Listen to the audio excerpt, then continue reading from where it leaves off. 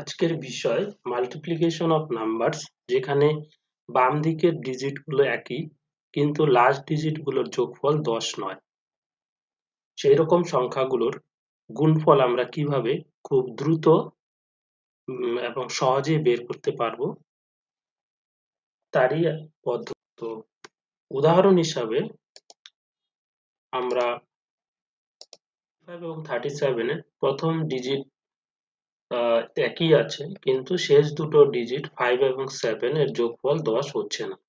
সেক্ষেত্রে আমরা 37 কে 35 প্লাস 2 হিসাবে লিখবো এবং এই গুণফলটাকে আমরা এইভাবে আবার লিখতে পারি 35 ইন্টু 35 প্লাস 35 ইন্টু 2, যেখানে 35 ইন্টু 35 এর মাল্টিপ্লিকেশন আমরা পূর্বে একটি ভিডিওতে দিয়েছি কিভাবে এর গুণফল নির্ণয় করা যায়। সেই পদ্ধতিতে আমরা বের করে নেব 1225।